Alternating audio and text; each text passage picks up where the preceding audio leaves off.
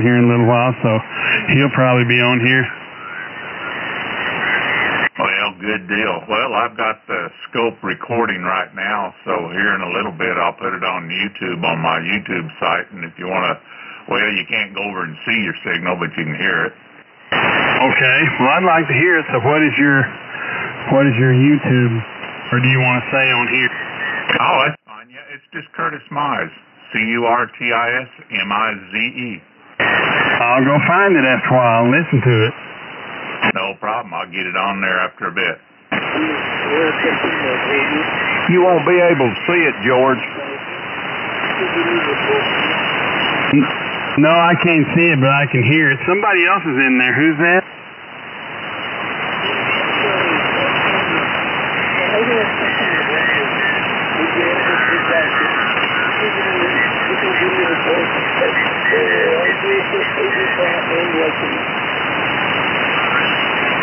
I don't know who that is. I'm not hearing him. Are anybody hearing him better than I am?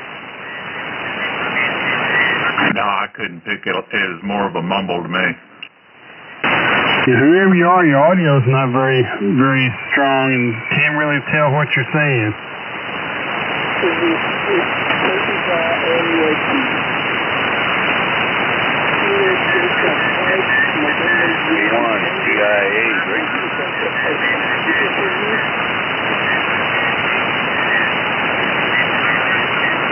Somebody foreign.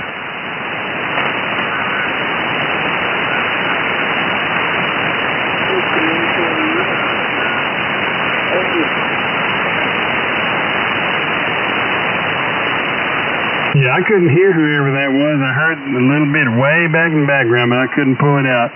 Sorry about that. If you're still listening, I just can't hear you. But try somewhere else to try again sometime. But I'm sorry. WB5FBJ, Midland, Texas.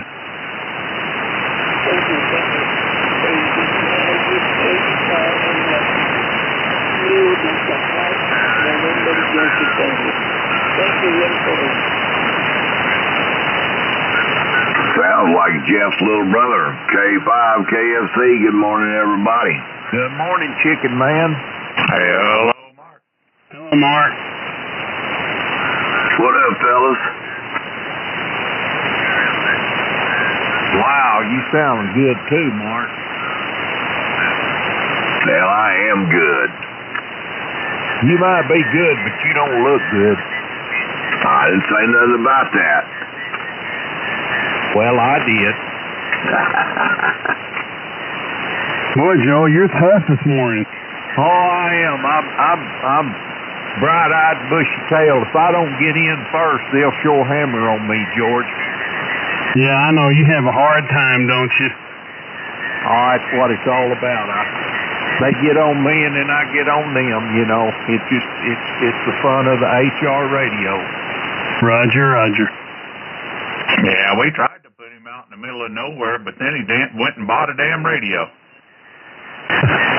Well, that's like that old cop thing, though, Curtis. You know, you can outrun lots of things, but you can't outrun the radio. Ain't that the truth? They call me the drunk Indian all the time, George. Oh, my goodness. I'm a wagon burner. Man.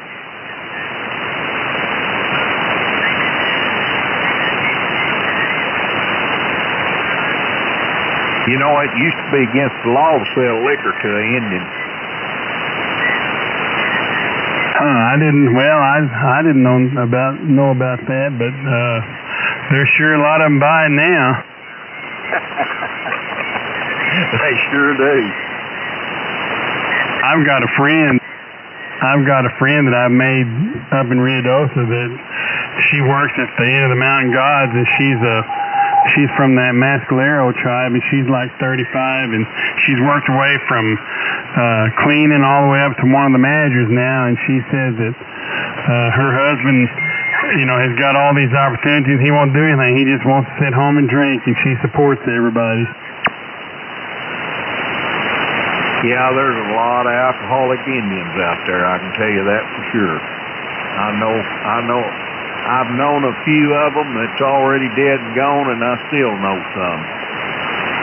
Well, I never had any idea. She told me all this stuff. I didn't ask her about it. She told me. She said those up there have so many opportunities, and they just rather stay at home and drink. And said she's worked her way up, and done pretty well apparently. So that's good.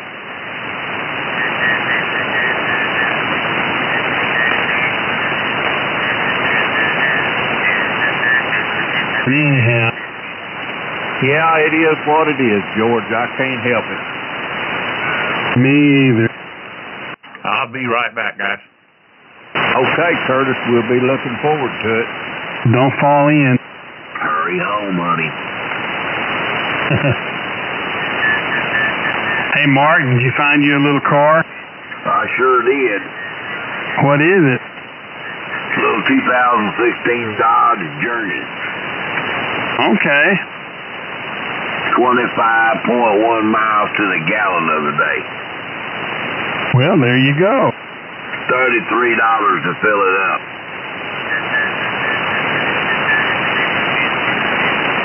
Well, when I had that campground, I had that Dodge pickup, that 1-ton that we pull campers with, and I always told people it was very well equipped and fun to have and all that, but didn't want to be seen in public with it. I like some of my old girlfriends.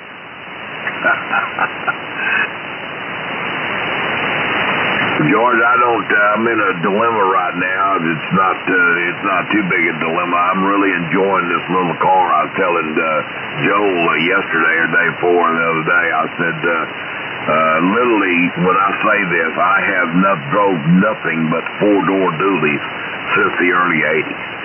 I mean, that's all I've ever owned. I've owned 5 or 6 of them. And that's all I've drove is 4-door dualies. And I'm used to them. But the drawback to that is there's no place ever to park it. You got to park out in the middle of BFE so people don't bang the fenders, or just to have a place to park, because you can't get in a normal parking spot hardly with a big long truck like that. And so the other day I'd change oil and stuff, and got it home. I bought it Monday. Got it home and changed oil in it, and just checked, did what a mechanic does, check everything over and go through it, and so I took it out and run down the highway with it, and whooped into our little local crossing up here.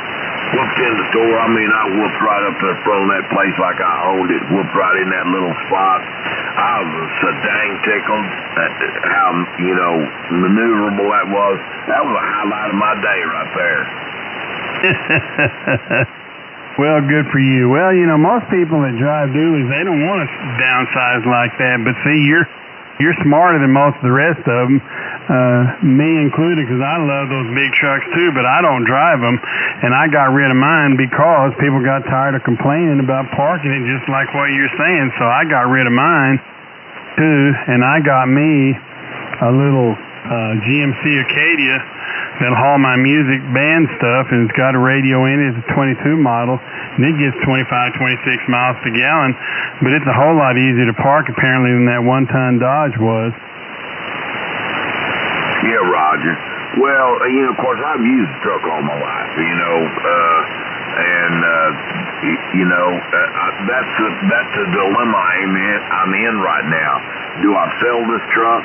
I don't know how to live without a truck, even though my little red wagon might not get unparked for a long time. I parked it underneath the shade tree out here because my boat's in the driveway, so I'm going to have to move my boat off the driveway, off the concrete, and put it underneath the shade tree and put my truck up on the driveway in the garage where I can run a battery tender to it just to keep the batteries up on it. Because I have no, unless I need a truck for anything, I'm not gonna waste money on it, putting diesel in it. Not at least till it comes down. I love my truck, but this little car is fitting the bill real well. Well, if you can afford to keep it, keep it. I mean, if you want to sell it, and then if you decide you need one later, fuel goes down, which I think it will, but maybe not for a little while. But then you buy you another one. But insurance is so expensive to keep up on those things now. But just do a matter of economics to see if it's worth keeping, just for peace of mind, and to have it if you need it. Yeah, Roger. Well, it ain't eating no hay, the insurance payments, that's the only thing, and I keep full coverage on it, of course.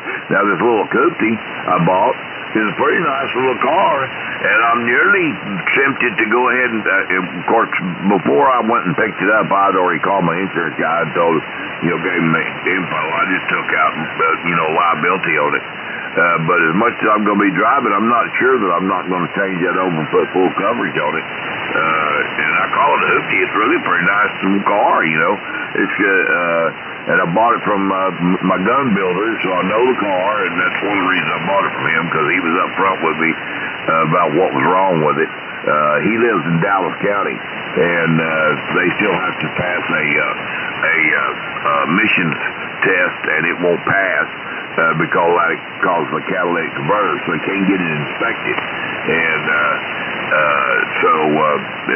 out here we don't have no problems with stuff like that. Well, you'll do the right thing. Just pencil it out and see, and keep it. Keep the other truck a while. But I'm glad you like that little car. I mean, that's just the practical side of it. Knowing we don't need those trucks all the time and stuff, but of course, my goal when that Tesla comes out full self-driving, I'm getting me one of those, because that's what I'm going to run around in. It seems like I read something else about that the other day, about a fully autonomous Tesla. And I was reading I say this because I was reading about it. I said, boy, it's going to be good for George. George is going to get one. WB5FBJ. And 5CWM. W5JGL. K5KFC.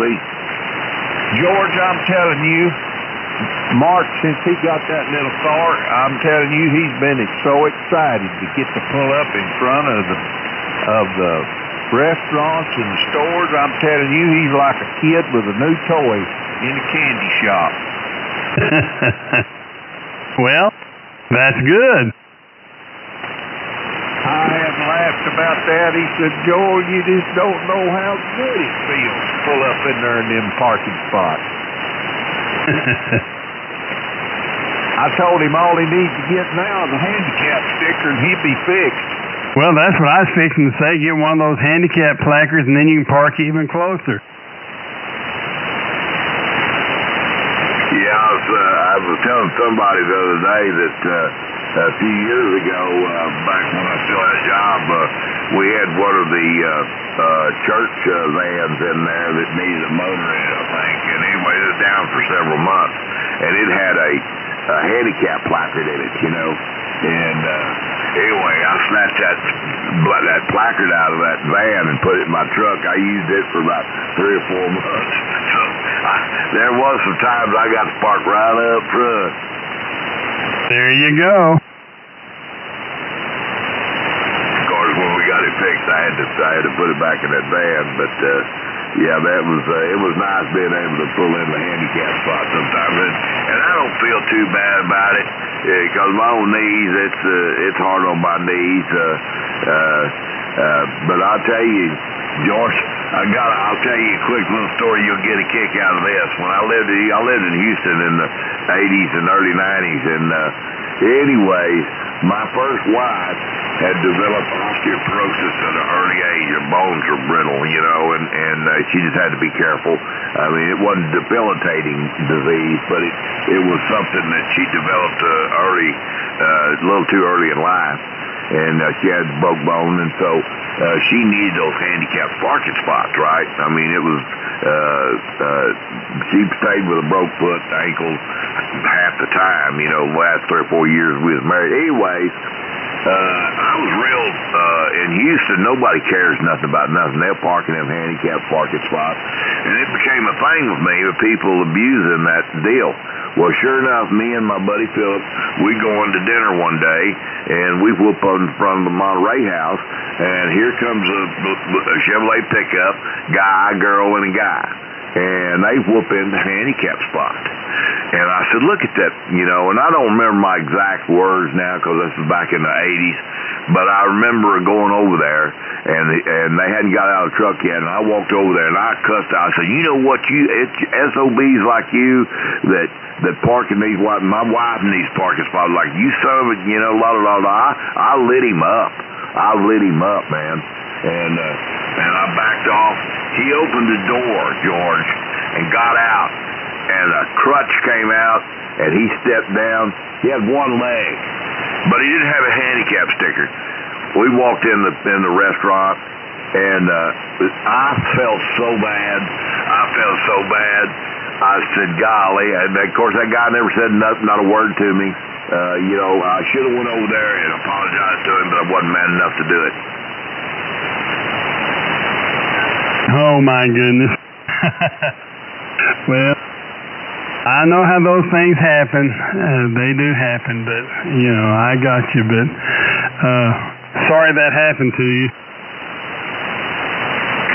Yeah, my buddy Philip, he was just giving me a hard. I said, oh man, you need to go over there and say something to him, man. That was just wrong as hell, And I felt so bad. I put a cussing on him, and then he started to walk in, and he opened that door and stepped out, and the crutch came out, and one leg came out.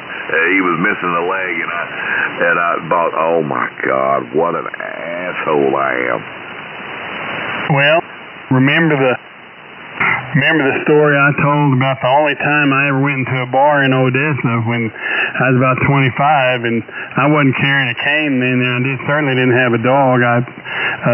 But walked in the restroom and bumped into this guy and kind of brushed against him, and he told me not to bump him when he's using the restroom. Well, that's not what he said. And I said, well, don't be using the restroom when I bump into you. And he said, you want to go outside? And I said, sure. So I turned around and grabbed his shoulder, and we started walking out, and he realized, he said, I'm sorry, I didn't mean to say that. And all his friends were laughing at him. You picking on the blind people. Oh, man. I bet he felt bad about it, too. Well, did he apologize? No, but he left. My friends that were with me said he walked out of the restroom and left. He just left the place because his friends were picking on him. But it wouldn't have near the same effect. I said, I'm sorry, I can't see. Didn't mean to do that. Yeah. There's a video, a little meme or something on YouTube, or a comedian. He's talking about he's in the grocery store one day, and this lady behind him was apparently in a hurry, or something, and said of course I won't tell it as good as they do, but anyway, this lady behind him apparently was in a hurry and was giving him a hard time, and he hadn't said nothing right, and so she just put a cussing on him, right? And so she just went off on him about something, and finally he turned around and in a bad way. He said, I'm sorry, man, I can't understand you, and said she felt so bad that she paid for his food that he had, because he acted like he was deaf, right? Said they walked outside. This is a comedian telling this. It may not ever happen. Anyway, they walked outside, and she just kept apologizing to him, and he said something to the fact that she said, I just feel so bad, and he said, well, do you feel bad enough that you paid for my food? I forget what the catch line was, but it was pretty good. Oh, I bet it was. I was on a cruise that time. I may have told this, but I was on a cruise and I was in the front row, which was my first mistake. And I was just sitting there relaxed. I didn't think the guy was that funny. And the guy called me a honky and said I was sleeping during his show. And I said, I'm not sleeping. And he said, yeah, you're sleeping during my show. And the lady behind said, he's blind. And no, he's not blind. He's sleeping during my show. And I said, I'm not blind. I'm just out of sight. George, did you hear about that guy got him a new CNI dog? He was blind and he got a new CNI dog. Oh, I've heard a bunch of them, but maybe not the one you're talking about. Tell me. Well, he was really proud of his dog, and he's up there in New York City, and you know how busy them streets are, and that dog made a miscue and nearly got him run over, out there. Them taxi cabs nearly hit him, and he reached in his pocket and trying to give that dog a treat, and this other old boy was watching. He said, you going to reward that dog for nearly getting you run over? And he said, no, I'm just trying to find his head where I can kick his ass. Oh, my gosh. How is your new dog working out, George? Well, right now he's asleep under the radio disc, taking it all in. But he's doing good. He had a little adjustment. New Jersey to Texas is a little bit different, and we had a little bit of diarrhea issues with him right off the bat, but he's back to normal now and doing good. Well, good. KG5MIN. Hello, Jonathan. What'd you say, Joel? What was the issue with your dog? Diarrhea. Oh, okay. Yeah, morning, Jonathan. Morning, Jonathan. I've been listening for a minute, but I had to get geared up here. Had to finish doing something I did last night. But yeah, good morning. Morning, Jonathan. Good morning, Jonathan. I'll be back. I'm going to get a cup of coffee. Well, I can't imagine cleaning up diarrhea when you can't see it. Well, believe me, it didn't happen but once in the house, and I cleaned it up off a tile floor, and I called one of my neighbors to come over and make sure I got it all, and they cleaned up a little I missed, but they said I didn't miss much, or they told me I did, and they trying to make me feel good, but it wasn't much fun. Oh, good God. I just can't imagine, you could smell it, but you didn't know where it was. No, I put on gloves and I had paper towels and wipes, and she sprayed some bleach on it, at the end of it and get, the last bit of it, but luckily it was only once in the house. Old dog came from New Jersey. Is that what you said? Yes, sir. I guess he's changing from pizzerias to Mexican food. That wasn't good for him. Yeah, that kind of got him a little bit, but yeah, he don't understand things like show enough and y'all and stuff like that yet. So I got to teach him all the Texas words.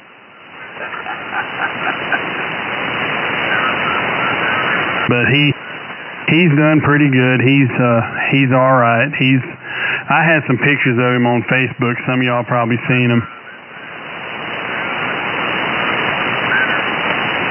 Yeah, I saw him on there.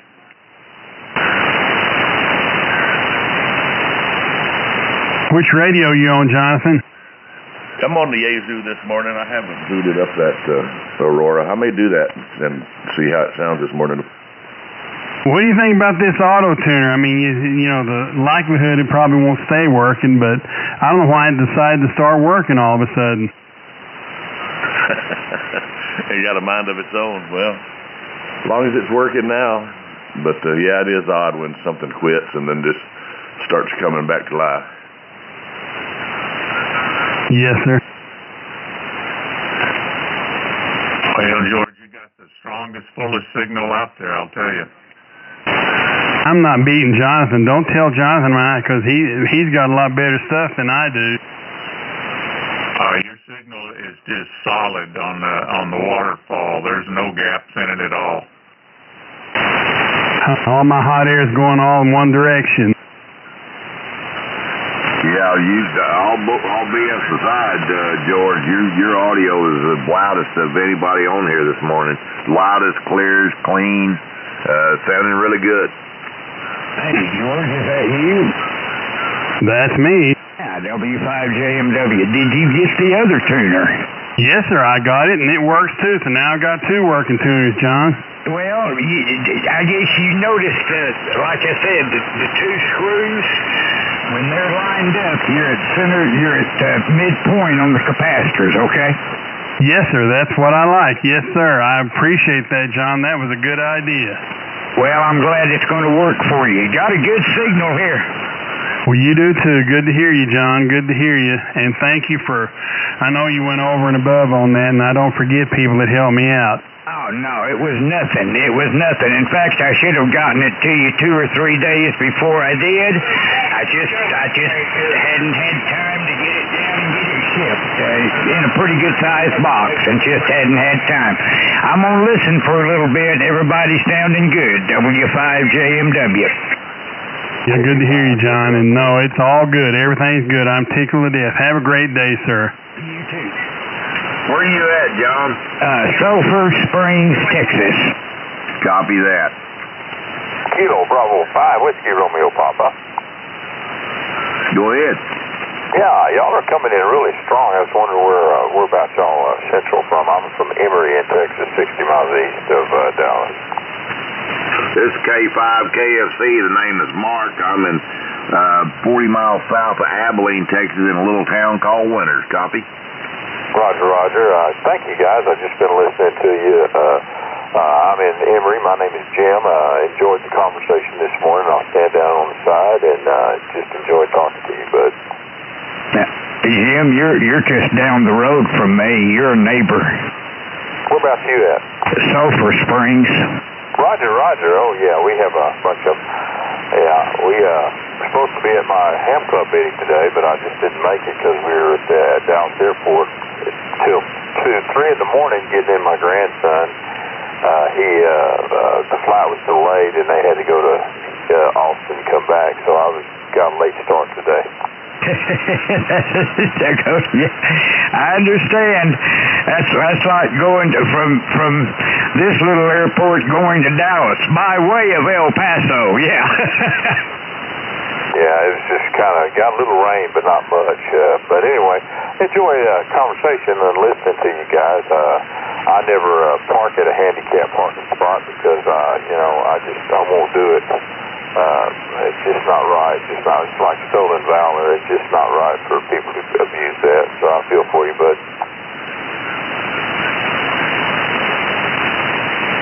Yeah. John, I think that was to you. Anyway, okay, I'm going to listen out. Y'all carry on. Good hearing everybody. W5JMW. Yeah, thank you again, John. WB5FBJ. Roger. Well, Curtis, my wife run off again. All right. So you're batching it again. Well, you got plenty of spam? Oh, I got plenty to cook. She gets mad and runs off down there to her sister's every once in a while, so she'll be back in a few days. She gets hungry. I don't blame her. Heck, I'd move in with her sister if I was her. Somebody double there. That was me. I said, did she RUNNOFT like in that old movie, Oh Brother, Where Art Thou? Run, dog.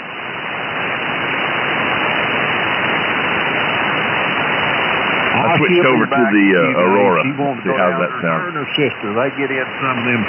They're pretty close, and they like to do a lot of things together, and I don't blame her.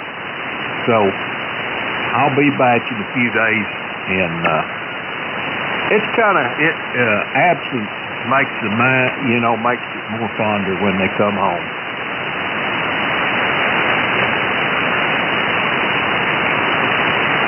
Oh yeah, you have fun. Has somebody go enjoy some time with, but yeah. All right, I switched over to the Aurora. How's it doing compared to the Yaesu? Sounds good to me, Jonathan. Yes, sir. It really does sound good. telling you, everybody just, man, their radios just sound really good. Curtis this morning, it was just superb on my end.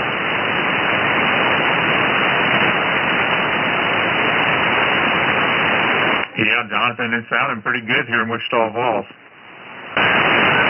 Well, good deal, and it's real odd. This morning it's got a better receive signal than my wire over here.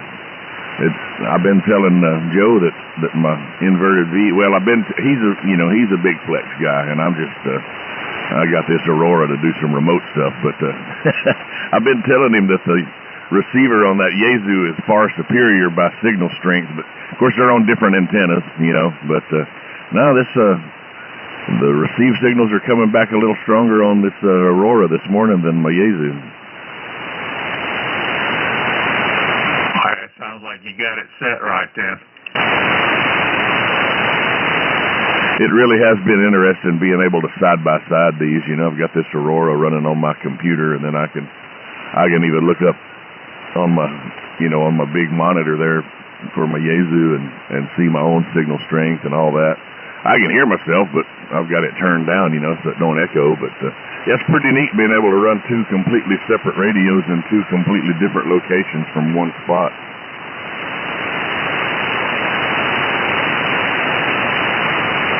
Hey, George. Yes, sir. What's your dog's name? Joey. Joey. How old a dog is he? 2 years and 3 months. Well, boy, he's a good-looking hound. I've seen his pictures on Facebook. He's getting a pretty good following. But the bad part was, those people in New Jersey don't appreciate my sense of humor, because one of the ladies from the school came up there and said, "You sure are pretty." And I said, "You talking about me or the dog?" She said, "I meant the dog." Well, they just gonna have to get used to that Texas drawl. Yeah, I was just asking a legitimate question. I wanted to make sure who she was talking about. Well, them people up there, they don't understand Texas humor. No, they don't.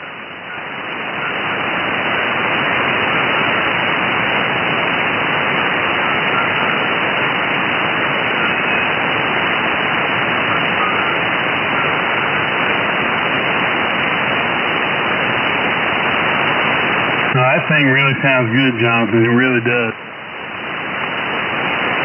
Well, good deal. Yeah, and it's, I don't know, it must just be ginning good this morning. It's, or I finally got it set, because it's giving me good power output on the meter, good and solid. So, yeah, maybe we finally got this thing tweaked up enough. Well, I would vote for not touching it. Yep, leave it alone. I'm with George. So you be fine. Well, all right. Well, yeah, it's good, good, clean audio, it's a 500-watt rig, good, which there's a whole lot of people good that's in all Winters, run. Texas. It's just kind of hard when you're used to running more, and I've got legal limit capabilities, but I honestly seldom get up there. I mean, my Yaesu, I've run that Aurora. I run that Mercury Lux with 10 watts of drive, and depending on how good of a tune I've got on my antenna, man, that thing runs right at 1,000 to 1,200, and I don't hardly ever pump it over that, Hello, Jimmy. Hornbeck, Louisiana. Oh, yes, sir. Good morning to everybody. Morning, Jimmy. Too good, Jim. I'm not hearing you that good now.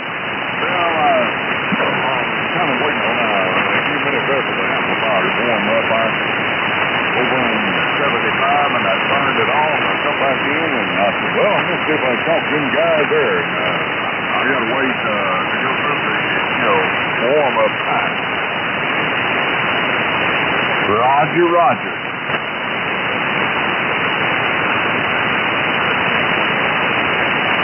Did you hear him okay, Curtis? Yeah, no problem. No problem. I got you good and clear there, Jimmy, here in Wichita Falls. Okay, Curtis, I tell you what, I'll stand by. Y'all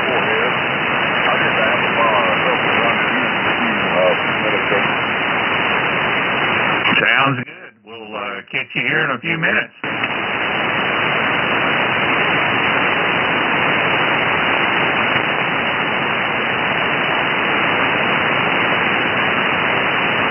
I just wasn't hearing him for some reason. Were you hearing him, Jonathan? I could see his lips moving, but I couldn't. I wouldn't be able to talk to him. That's about the way I was.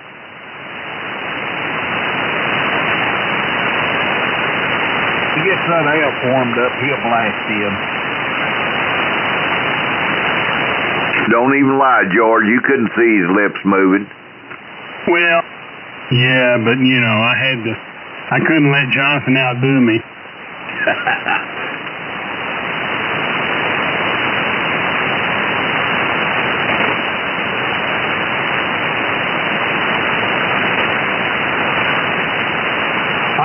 George, I told Curtis this story yesterday. I used to have hounds, running hounds, fox hounds, and I had coon hounds. And we'd had some boiled okra for supper one night, and there was, I don't know, there was 5 or 6 or 8 pods left in the pan, and we didn't eat them. And I went outside, and old Curly and Joe was laying out there on the porch, and I throwed that boiled okra out on the porch. And old Curly and Joe just reached down there and was going to eat that boiled okra, and it was slick. He just sucked it down real quick, and he thought old Curly had got it before he did, and he just jumped on him and just whooped the fire out of him.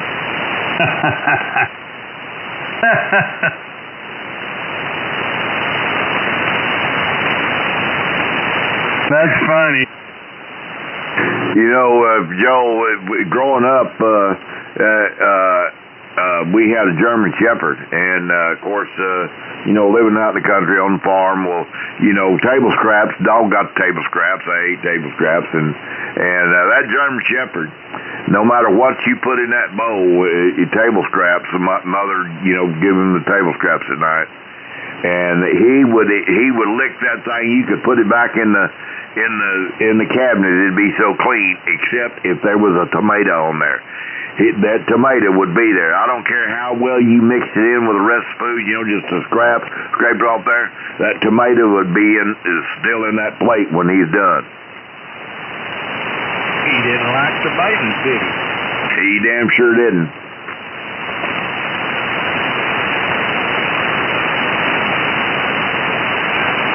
German Shepherd one time, old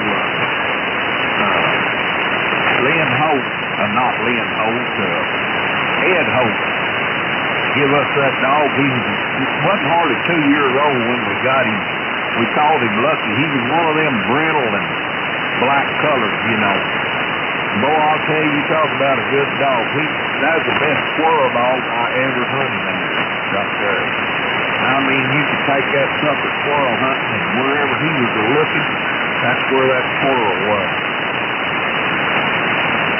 Well, we had a German Shepherd that some people gave us when I was about 3, and she grew up with me, and everybody was scared of her. I mean, her name was Lady, but everybody was scared of her. And people that didn't know her, especially one night, Dad heard a car drive up at the ranch. We were far off the road, and the car drove up.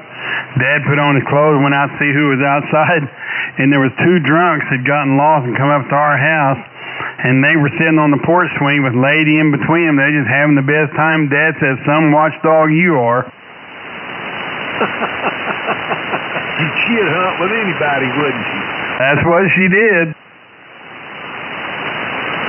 Well, boy, old Lucky wasn't that way. Boy, if he didn't know you, you didn't dare get out of your vehicle there at our house. Well, people usually wouldn't with her because she looks so mean, but I don't know.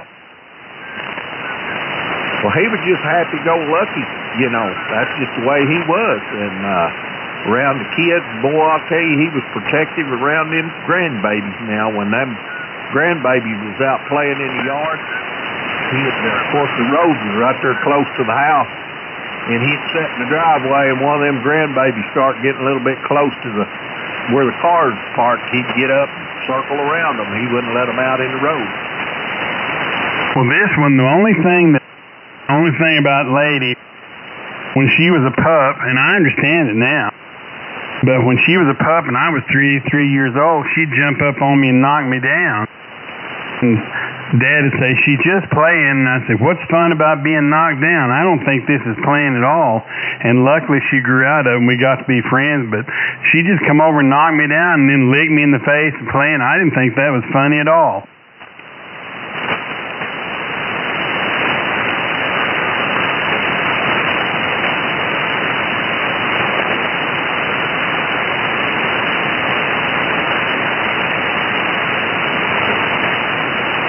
I told Dad, the lady's mean. Dad said, no, she's not. She's just playing.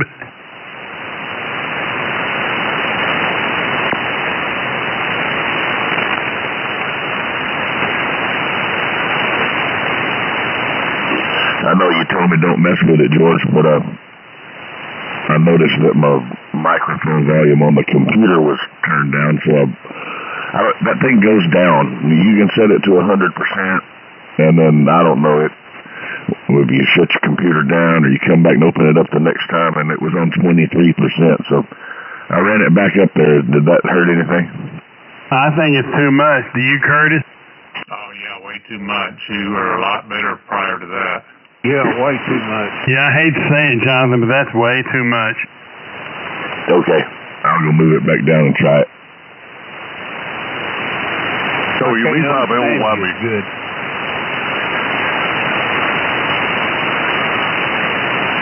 I'll see if that made a little difference. Did that help out a little bit? Oh, yeah, I brought you up quite a bit.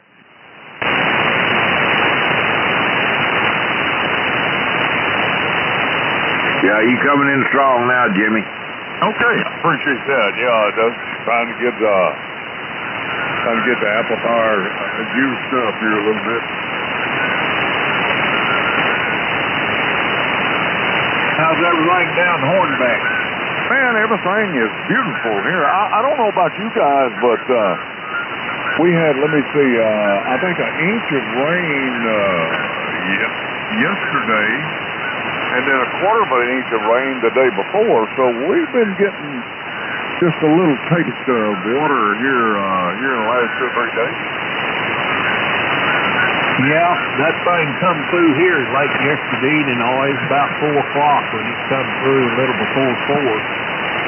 We got just a touch of rain. We might have got a tenth of rain, but it sure did cool it down. It went from 102 down to 75. Oh, yeah, yeah.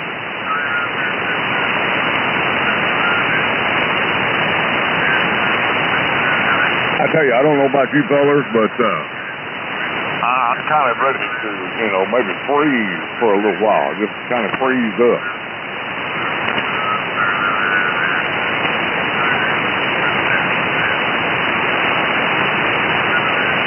What was that about freeze up, Jimmy? I said, I'm not ready to freeze up for a little while. Maybe if I'm sitting out here on the porch in my drawers, at least I need to go put on me a pair of pajamas. Oh, yeah, we're all waiting for that fall weather.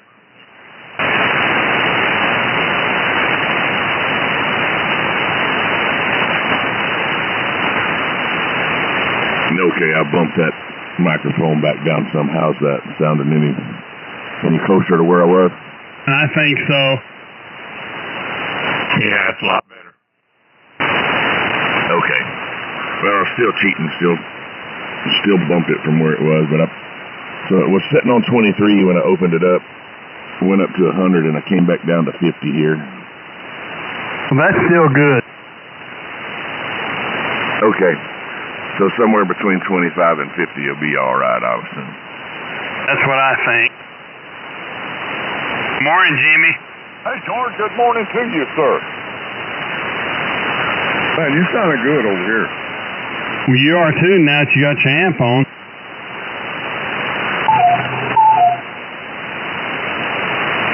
Somebody's got a cuckoo.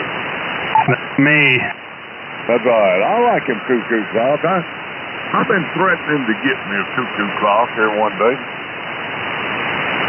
I've got a cuckoo clock and a grandfather clock in here, so I got lots of noise makers. I like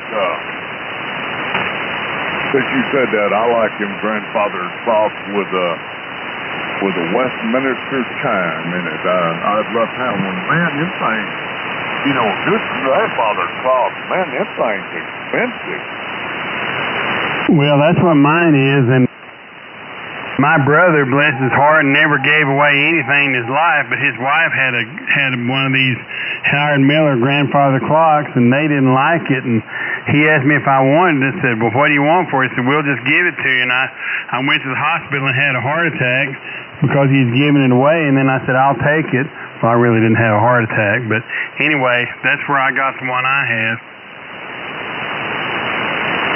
Yeah, I had to turn the chimes off on mine. The dog went crazy, thought it was the doorbell every time it went off. I think, let me ask a question. I believe I'm right about this. Don't they make that grandfather clock, you can save a little bit of money. They make it in a kit, so where you buy it and you put this thing together yourself. They sure do. That'd be something I might need to look into. Yeah, but Jimmy, if you can fix the hay baler, you can build one of those. Well, that's little bitty, but the thing of it is, George, that's little bitty stuff. You know, of course, it may be all put together. I don't know, and you have to do certain things. But man, I don't like fooling with the little stuff. I bet all the boards and things are put together. I bet you just have to assemble it. No, yeah. Well, what I'm talking about is maybe if you have to put the little gears and the little wheels and little things like that, and you drop it on the floor, you just, you know, you're actually out of commission then because you can't find it. Yeah, the clockwork part of it's all put together. It's just a matter of assembling the head on the grandfather clock, putting the backing on it, and that kind of stuff. Oh, I'll tell you what. Yeah, I'm gonna check on that because I'd like to have one. Of course, it'd probably drive my wife crazy, but I'd like to have one that does it on the quarter hour and the hour, you know, the half hour and the hour. You know, I'd like to have one like that. Gotcha. Yeah, that would be you'd have 3 weights on it then for that type of arrangement. N5CWM, 10 o'clock. WB5FBJ. WB5LYB. JB5MIN. W5JPL.